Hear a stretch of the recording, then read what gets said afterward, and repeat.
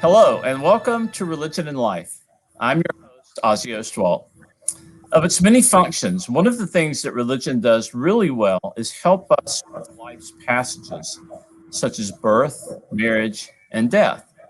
When it comes to negotiating death, some people seek out the help of personal doulas who are trained to help people face death and to get through the process of dying. My guests today, Dr. Amy Dellinger Page and Dr. Jonelle Husain, both from the Department of Sociology, have been working some time now with doulas and are here to share their work and research on the work of these very important people in our lives. Welcome, Amy and Jonelle, and thank you for joining us today. Thank you. Thanks for having us.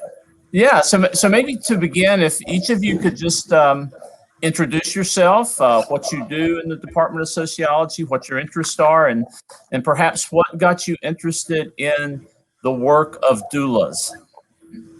Amy, go ahead. You go first. Okay. I'm a professor of sociology in Sociology Department. Most of my prior research has dealt with sexual violence and interpersonal violence, attitudes towards women and attitudes towards rape, and then prevention and bystander programming. And I became really interested in the work of end-of-life doulas through a series of personal experiences. My grandfather's death when I was very young, which utilized hospice services. My father's death a few years ago, which was quite sudden. And then my grandmother's death 2 months later, which was very prolonged and in the context of a hospice facility. And I really started kind of thinking about the process of dying and had always been interested in birth doulas, but started reading popular articles about end-of-life doulas and was really kind of intrigued. It fit within this idea of gender that I often look through the lens of, and also thinking about frankly topics that people don't often like to talk about, death being one of those. And those things seem to really pique my interest. And so when I started trying to find scholarship on end-of-life doulas, I quickly realized there wasn't very much at all. And I knew a little bit about Dr. Husain's work, and we worked well together. And so we sort of met up and explored this idea, and she had personal experiences as well, which I'm sure she'll get to. And so it just really kind of sparked this collaborative effort. So I'll turn it over to her. Yeah, so Jonelle, were you already working with end-of-life issues when Amy got interested and hooked up with your research? No, not at all. My area of research focuses on anti-abortion activism and the characterization of abortion as the cause of severe mental distress. So, like Amy, I had a personal experience with death that led me to this interest. My sweet little 93-year-old mother died in the hospital, which was the last place that she wanted to die. And so going through that experience and trying to navigate a hospital structure that was very much institutionalized really got me thinking about how we do death in our culture and how can we do it better, which led to my interest in end-of-life doulas. Yeah, so it might be that we should just pause for a moment and define what a doula is. Amy mentioned birth doulas, but a doula is, and help me out if I'm not correct here, but a doula is someone who is trained in this case to help someone negotiate the challenges of dying, end-of-life issues. There are birth doulas who assist in the birthing process as well. Is that a fair definition? I think that's a very fair definition. And end-of-life doulas really have an overarching goal, and that is to help someone define what it means to experience a meaningful death. And of course, that's going to vary from person to person. Mm-hmm. Yes, and as Amy said, I mean, both of you mentioned that death is not something we often like to talk about. It's not exactly a taboo topic, but it's one we avoid. And it seems to me that in the contemporary world, the industries that help us through death, the funeral home industry, the medical industry, don't help the personal aspects as much. Is that where doulas come in, Amy, or? Yeah, and I think to just go off Jonelle's point too, death doulas really grew out of the movement for birth doulas. And so it's the same sort of aspect of trying to negotiate what is a very natural process, the process of birth and the process of death, both of which have become highly medicalized, to your point, where it's very much seen as something that we should negotiate. We should almost like win a fight against. Some of our doulas have talked about this, that we have this idea that if you pass away after having cancer, that you lost your battle, and that it's set up as this antagonistic experience. And what end of life doulas want to do is to really just bring some grace, some compassion, dignity to that process, but it's really about honoring the wishes of the dying person. And they create a death plan, much like people giving birth if they use a birth doula, they create a birth plan, and ideally this is what they want to happen. So death doulas do that with their clients. They help them decide, who do you want around you? Do you want soft lighting? Do you want music? Do you want a quiet space? Do you want it to be more celebratory? All of those things are discussed with the dying person, and it's sort of their role to help navigate that for them, to ensure that their plan is followed. And I think another important role that end-of-life doulas play is they recognize that not all families are necessarily on board with the wishes of a dying person in terms of someone who wants to die at home versus in a hospice facility or nursing home. And so doulas can play a really important role in hearing each family member's perspective and helping to build consensus so that everyone is supporting the wishes of the dying person. Yeah, so sometimes when I've been around families who are trying to negotiate the death of a loved one, there's usually one or more who are in denial that the person is dying, and they don't want hospice involved because they think it might hasten the death. Is this something that doulas, I see you both shaking your head, is this kind of an obstacle that doulas sometimes have to work with? I'm not sure doulas would characterize it as an obstacle as much as it's just an organic part of the process when you're working with someone who's at the end of their life, and you're working with their closest family members who of course don't want to recognize that their loved one is not going to be alive for much longer. Mm-hmm.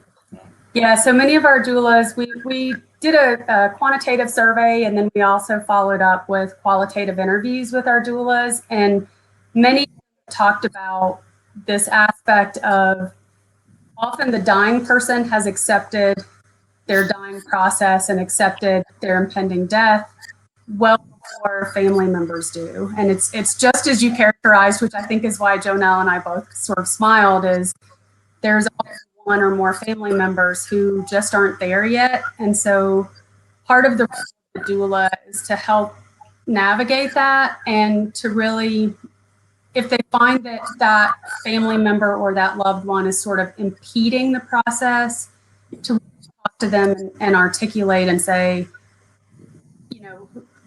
we want to honor the wishes of the dying person. How do you best feel that we can do that moving forward and to move forward positively for them.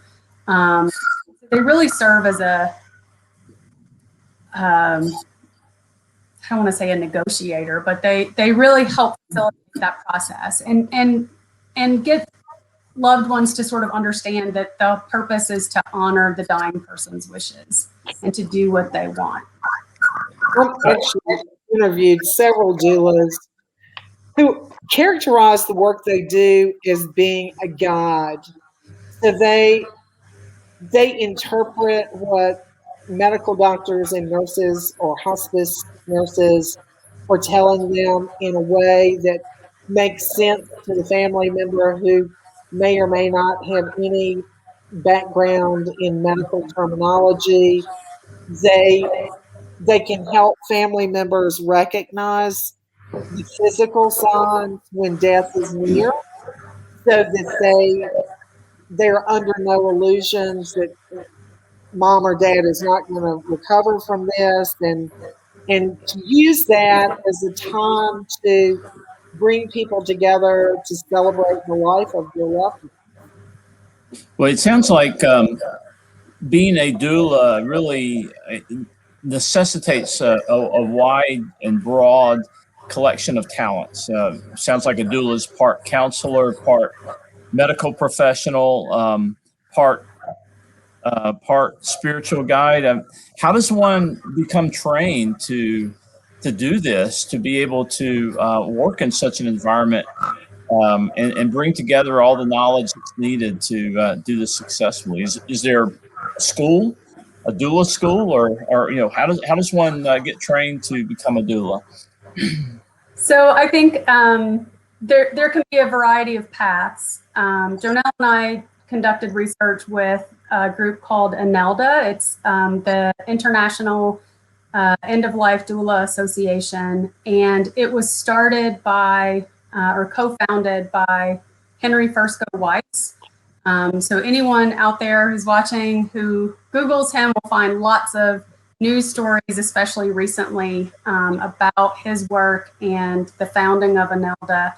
He was a social worker who, or still is a social worker, who did a lot of work with hospice and end-of-life patients, and decided one day to take a birth doula training class, and discovered through that process that there was a lot of information that really carried over into the dying process, and how individuals sort of were seeking this sort of meaningful death process. And he saw a lot of carryover. And so he developed these training protocols and set up the organization. They're currently the only certifying agency in the country to provide the training to end-of-life doulas. And so doulas have a choice of going through this process and being trained, and then they can be listed on their website.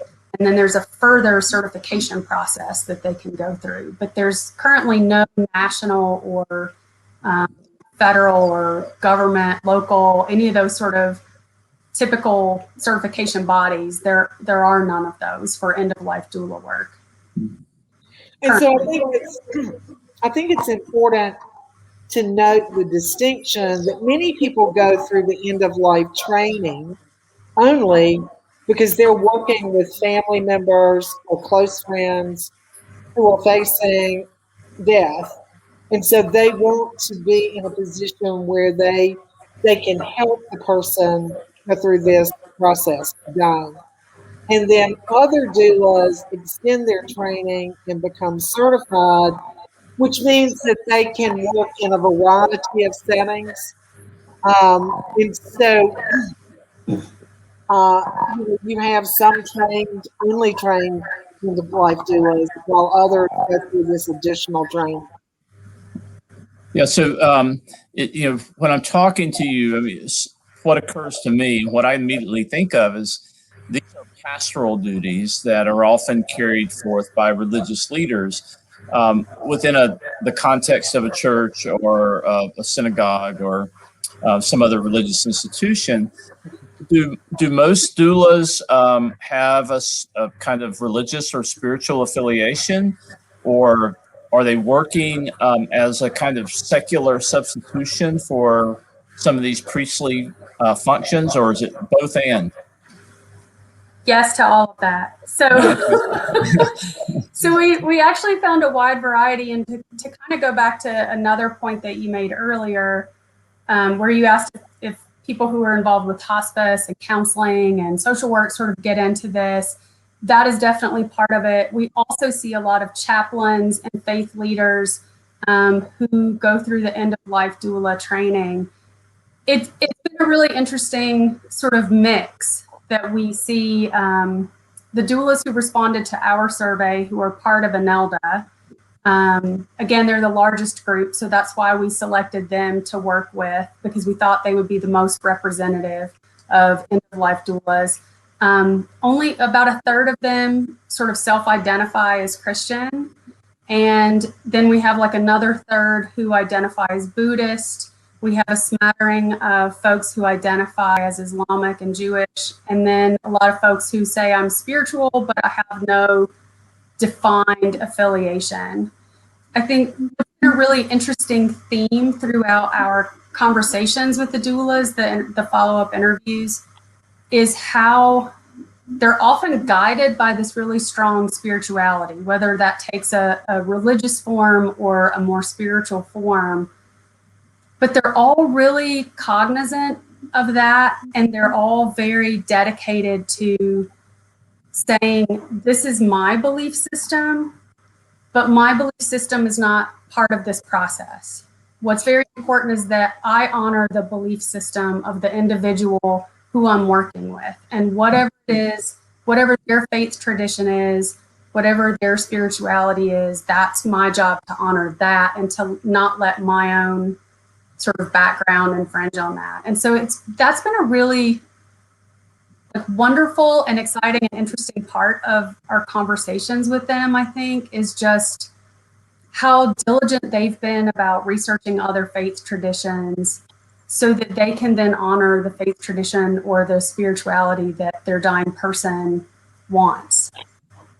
And I also, yeah, go ahead, Jonelle. I'm sorry. no, it's okay. I also think the other interesting thing that has come out from the qualitative interviews is that every single person we speak to in one way or another says that they feel that they were called to do this work. That they're very passionate about it.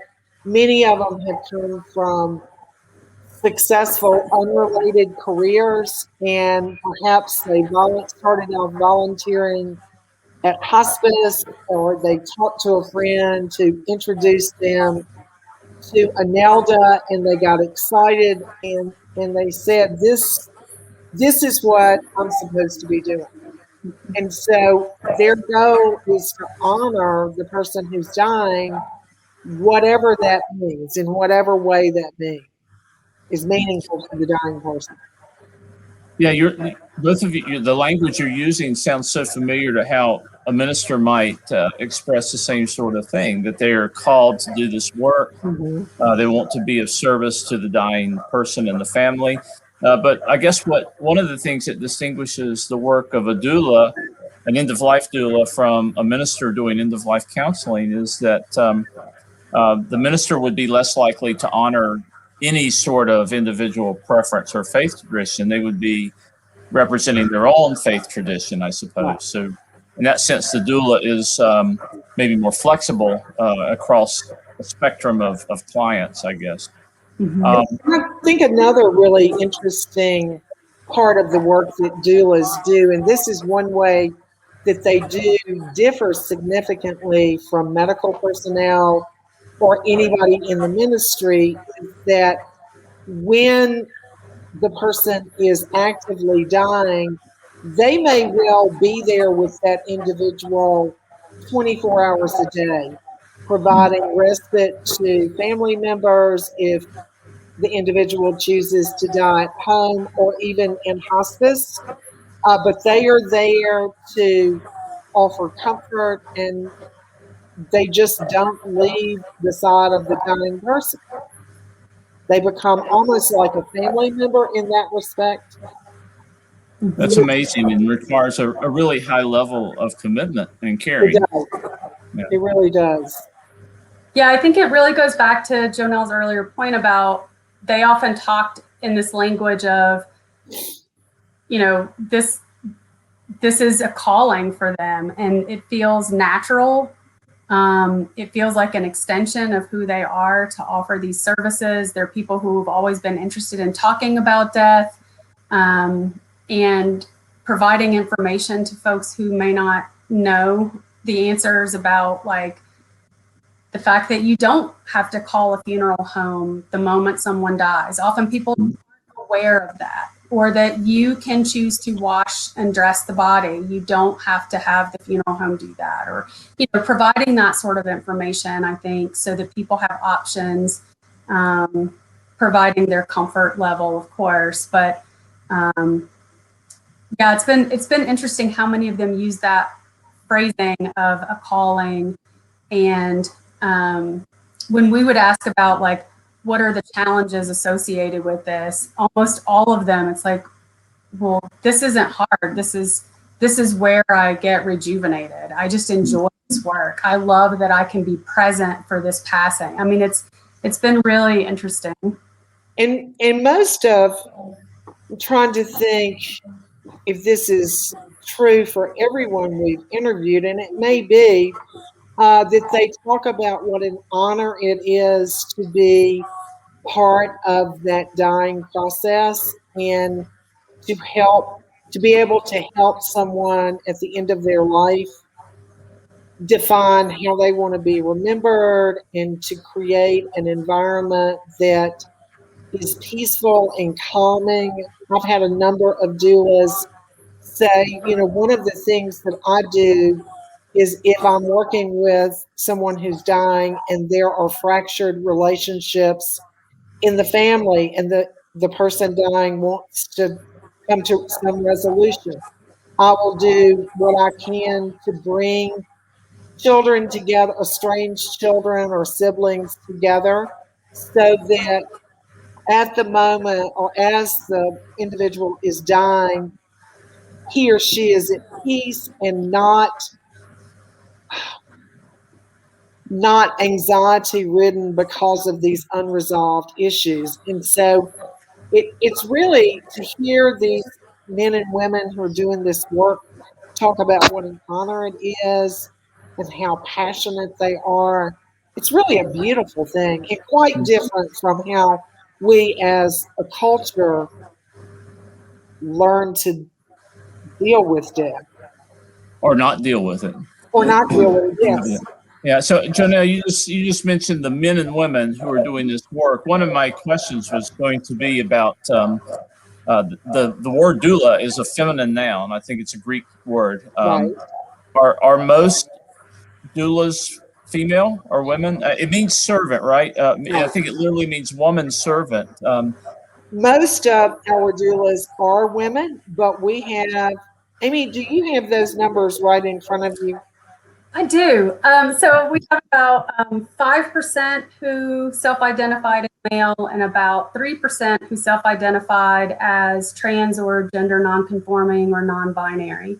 The rest, like 91%, were self-identified as female. So it's overwhelmingly, although I do not want to do disservice by saying it's almost all women, there were a number of men present, and we were really diligent about trying to include their voices in the qualitative interviews. But I think because doula work is so centered around caregiving and that role, and it's grown very much out of the non-paid labor that women have traditionally done within family structures and also within community structures. And so Jonelle and I have also been really mindful about honoring the fact that doula work in general has grown out of communities of color, as well as rural communities, and thinking about this unpaid labor of women. So trying to pay honor and respect to this long tradition, and not trying to sort of